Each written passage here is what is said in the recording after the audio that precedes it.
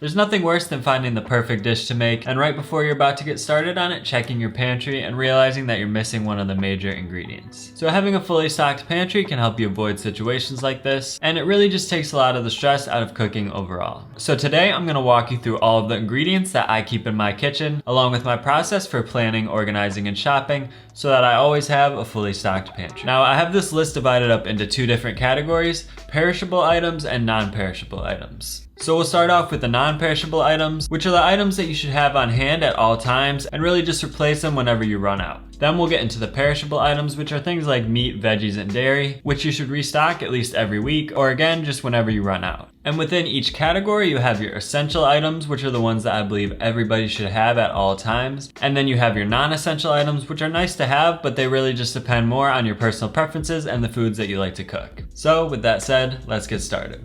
So we're gonna start off here with the spices, and of course the absolute essentials are salt and pepper. From there, your spice collection will depend a lot on your own particular preferences and the type of foods that you like to make, but for me, the essential spices are paprika, chili powder, oregano, cinnamon, and cumin. And I'd also recommend keeping on hand garlic powder, red pepper flakes, coriander, nutmeg, fennel seed, and coriander seed.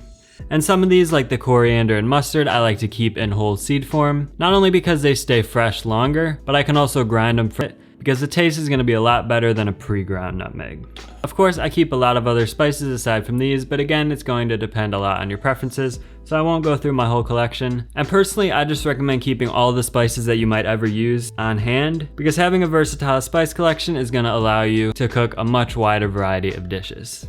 Now next we have our oils. And there's basically three that I would consider to be the bare essentials. The first being a high heat neutral oil like vegetable oil or canola oil. The next being a high heat oil for frying. And for this I like to use peanut oil, but you could use your vegetable oil or canola oil. And the third being a high quality extra virgin olive oil, which you'll use for finishing applications like salad dressings and pesto and things like that. When extra virgin olive oil is cooked, it loses a lot of its flavors and the nuances that make it unique, so you don't want to use a high quality olive oil for cooking with. And of course, butter is essential as well, but we'll talk more about that once we get into the perishable items.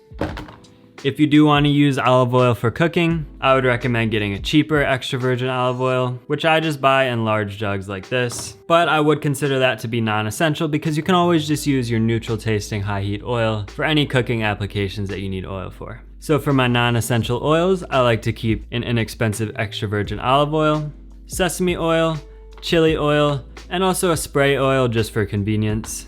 So these are basically just used when you want to achieve different flavors that you couldn't achieve with your more neutral oils. So for example, sesame oil is great in stir fries or other Asian cooking. Same with the chili oil. And then the spray oil is just for convenience when you need a light dusting of oil on your pan. But you can always use a thin layer of your neutral oil in its place. So this is definitely non-essential. So our next category is vinegars. And these are of course very important for adding acidity to your dishes and making salad dressings and so on. So for these, the four essentials that I would recommend are white wine vinegar, red wine vinegar, balsamic vinegar, and Chinese black vinegar. So with these four, you'll pretty much have all of your bases covered, but since vinegar does take quite a while to go bad, I also like to keep a few non-essentials, which are seasoned rice wine vinegar, apple cider vinegar, and distilled white vinegar. As with pretty much everything on this list, it does depend a lot on your preferences and what types of food you like to make. So for some of you, rice wine vinegar may be essential, or apple cider vinegar may be essential. But like I said, I think that you can pretty much achieve any flavors that you're looking to achieve with just these four basics. You don't really have to spend a lot on these. The one that I would recommend that you get the best you can afford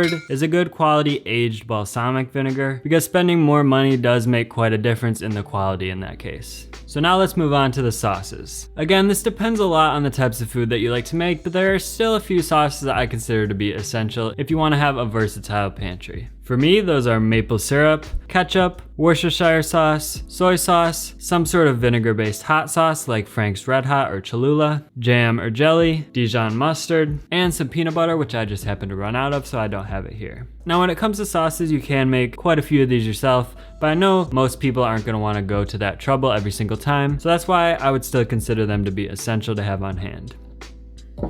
Now for my non-essentials, I have hoisin sauce, barbecue sauce, yellow mustard, chili paste, mayonnaise, salad dressings, and really whatever other sauces that you like. The reason I didn't include mayonnaise and salad dressings in my essentials list is because those are so easy to make yourself, and that's what I typically do. But again, if you like to keep them on hand for convenience, you can do that as well. You can also make your own barbecue sauce and other sugar-based sauces like hoisin sauce, so that's why I would consider those to be non-essential. So in addition to these, really the other non-essential sauces would just be whatever you like. So maybe for you that's sriracha sauce or other hot sauces, other types of stir-fry sauces, and so on. But for me, this is typically all that I have on hand, and it works just fine. So next we have our rice, beans, and pasta. And obviously there's a lot of options here, so what I would recommend is just keeping at least one of each of these on hand, but the specific type is really up to you. So for pasta, I like to keep at least one short shape like penne or rotini, and one long shape like fettuccine or spaghetti, so that way no matter what type of pasta sauce I want to make, I'll have something that goes well with it.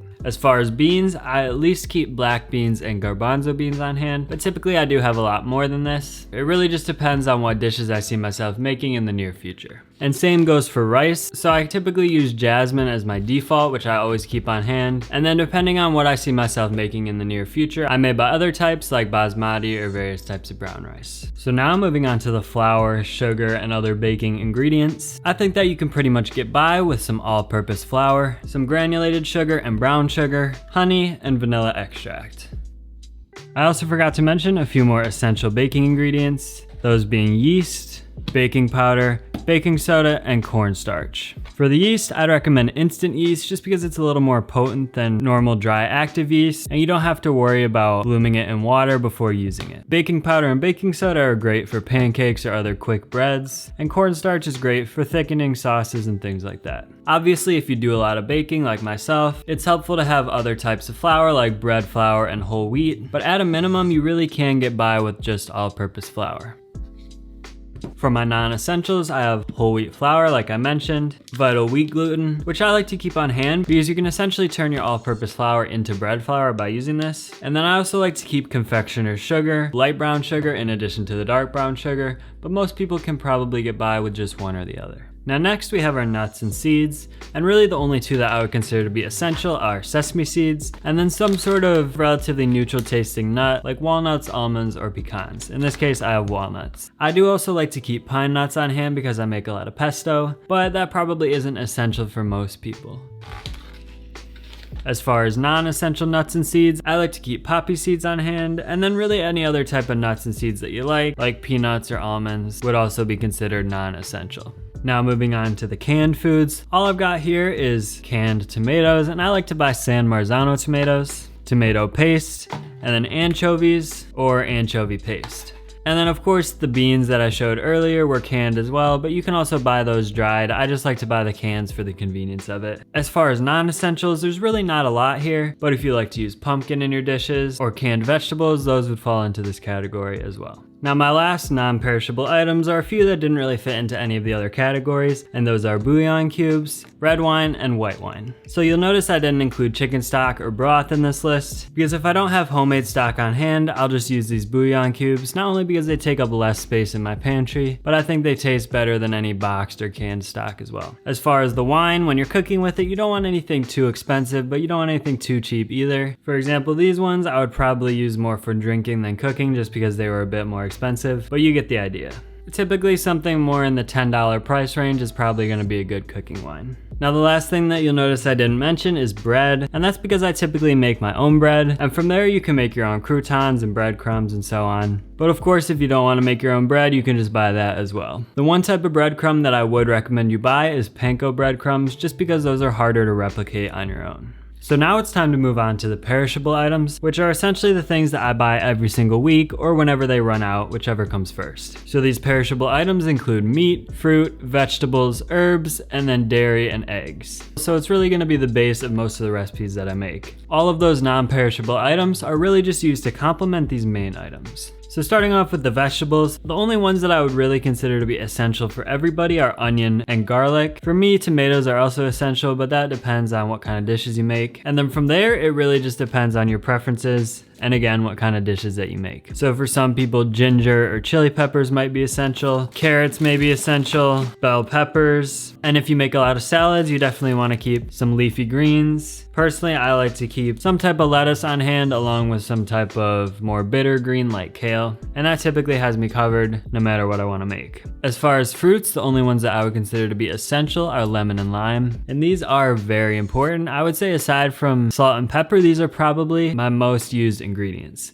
There's not a lot of dishes that a little splash of lemon or lime can't improve. And as far as non-essential fruits, you have your berries, apples, bananas, etc., which do come in handy, but again, that really just depends on what you like to make. So if you make a lot of smoothies, you'd probably consider mango, pineapple, and bananas to be essential. If you make your own jams, probably strawberries or other berries would be essential. But as far as general cooking, and especially with savory dishes, I would say lemon and lime are the only two essentials. And of course, a lot of these vegetables come in different forms. So for example, the onions, you could buy red onions, white onions, Vidalia onions, etc. It really just depends on what you plan to make this week. My default is red onions because I make a lot of guacamole and other Mexican dishes, but for some of you, you may prefer other types of onions. Same goes for tomatoes, so I like to buy cherry tomatoes because they tend to have the most flavor. They work really well for pasta sauces, and they pretty much still work in any application that you would use full-size tomatoes as well. I also always keep potatoes on hand, whether sweet potatoes or normal white potatoes, just because there's a lot of good, easy side dishes that you can make with potatoes.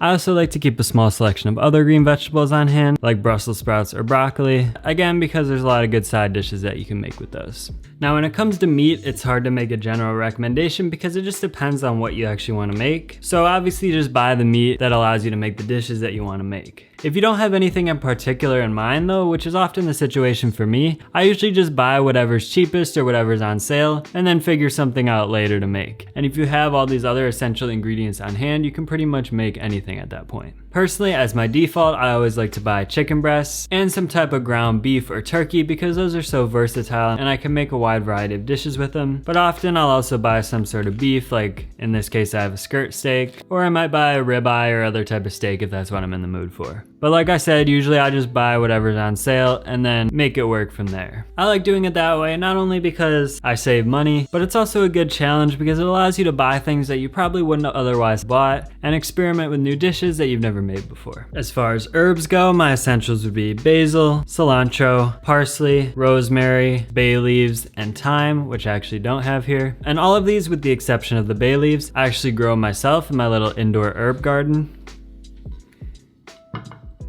So it's kind of in the middle of some maintenance right now. I'm growing some new basil and there's going to be some thyme sprouting up here in a little bit, but you get the idea. I'm sure I'll talk about this in a future video, but I have a little setup that allows me to grow these at all times of the year, so I never need to buy them at the grocery store, which is super convenient, and again just ensures that I never run out of the ingredients that I need. Now as far as non-essential herbs, you have your oregano, sage, and really anything else you like. For me, I don't use sage that often and I generally just use dried oregano, but as with everything on this list, just buy whatever you think you're gonna use. Now finally, our last category here is going to be the dairy and eggs. So for this, my essential items are milk, I usually buy whole milk, unsalted butter, eggs, and cheese. And for the essential cheeses, I like to keep Parmesan cheese on hand, as well as some nice cheddar cheese. As far as the non-essential items go, I always keep buttermilk on hand because I make a lot of pancakes and fried chicken, heavy cream. Then you've got your other types of cheeses like American cheese, feta, cotija, or any other type of cheese you like. We've got salted butter, and then cream cheese. I also like to keep yogurt on hand, but a lot of times I'll just make that myself. And then I would say sour cream is another good thing to have on hand, but it's not essential. Now I know this seems like a lot to keep track of, so you might be wondering how I actually make sure that I always have these essential ingredients on hand. Well, for me, I found it easiest just to use a note on my phone, and recently I started using this app called Notion, which I like a lot better than the default Notes app on my phone. So I'll link the actual Notion page that I use below for anyone else who wants to use it. It is ordered based on how my local grocery store is organized, but you can obviously rearrange it to fit your needs. So basically it's just a long checklist that lists off all of my ingredients, organized by category for easy access at the grocery store. So if the boxes are checked, that means I already have those ingredients on hand, and then when I run out of a particular ingredient, I just uncheck that box. That way when I'm at the grocery store, I can just look for all of the unchecked boxes and know that those are the items that I need to buy. So when I run out of something, I do have to remember to pull out my phone and uncheck that box, but overall I found that it's a pretty good system for me, so I'd recommend that you give it a try. Now to see how I like to organize my kitchen for maximum efficiency, you can click that video right here. Thanks a lot for watching, and I'll see you over there.